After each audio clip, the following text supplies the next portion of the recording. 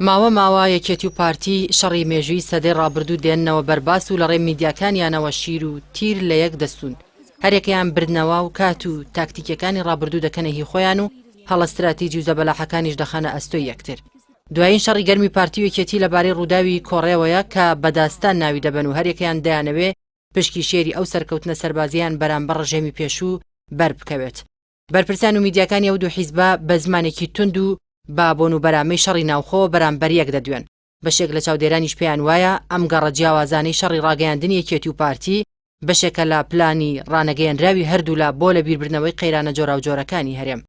هاوڵاتیان دەڵێن دەسەڵاتداران دەتوان شەڕ لەسەر ئێستا و داهاتوو بکەن و داستانی خزمەتکردن تۆمار بکەن، بەڵام لەبری ئەوە بەردەوام دەمانبەنەوە بۆ داستانە هۆڵیوود ئاساکانی ناومێژوو لە پێناو لە بیربردنەوەی ئێستا و گەرانتیکردنی داهاتوو بۆ خۆیان و نەوەکانیان. دەستگاکانی توێژینەوە لە جیهاندا کۆمەڵێک پێوەری زانستیان هەیە بۆ پێوانی ئاستی حکوومەتەکانی جیهان. دوو گرنگترینیان ڕێژەی خزمەتگوزاری و توانای چارەسەری قەیرانن. خۆ ئەگەر حکوومەتی هەرێم بخێنە بەرتاقیکردنەوەی ئەم دوو پێوەرە، ئەوە بێگومان نەک نمرەی پێویستی دەرچوون بەدەست ناهێنێت، بەڵکو لەسەری قەرزاریش دەبێت.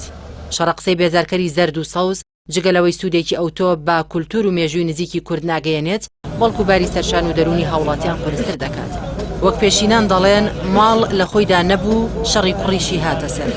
چاودێران پێیان وایە ئەوەی یانەکە و پەدەکە بەرامبەر یەکتر دەیڵێن لە کاتی ناکۆکیەکانیاندا ئەگەر نیوەشی ڕاست بێت ئەوە مێژووی خەباتی ڕابردوو دەبێتە بەڵگەیەکی ڕوون بەسەریانەوە نەک بەدەستیانەوە.